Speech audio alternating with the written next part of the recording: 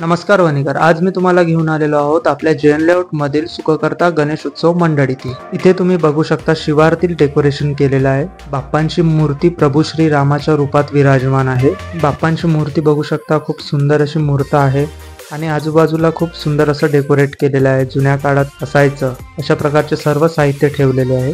तुमच्या सार्वजनिक गणेश उत्सव मंडळाला किती वर्ष पूर्ण झाली? 2001 मध्ये सुरुवात झालेली होती। या आता 2024 मध्ये 24 वर्ष पूर्ण झालेली आहे। तुमच्या गणेश मंडळामध्ये काय काय ऍक्टिव्हिटीज होतात, कार्यक्रम कोणते घेतात तुम्ही आणि स्पर्धा काय काय असतात? आम्ही मागच्या वर्षी सुद्धा आणि ह्या वर्षी सुद्धा सगळेच कार्यक्रम घेत आहोत। 10 दिवस पूर्ण कार्यक्रम असतात।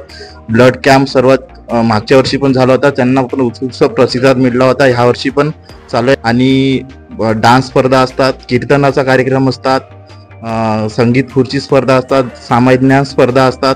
तुमच्या मंडळाची थीम कशा प्रकारची आहे? प्रभू श्रीराम यांच्या रूपामध्ये आम्ही गणपती बसवलेला आहे। असं सर्वांची इच्छा होती की आपण जुन्या काळातली एक झोपडी तयार करायची, म्हणून तशा आम्ही झोपडी तयार केलेली आहे व त्याच्यामध्ये जे जुन्या घरांमध्ये जे असं चूल असायची, माठ असायचं, सर्व शेतीला उपयोगी वस्तू असायच्या, ते आम्ही इथे ठेवण्याचे प्रयत्न केले जेवढे आमच्याकडून झाले तेवढे।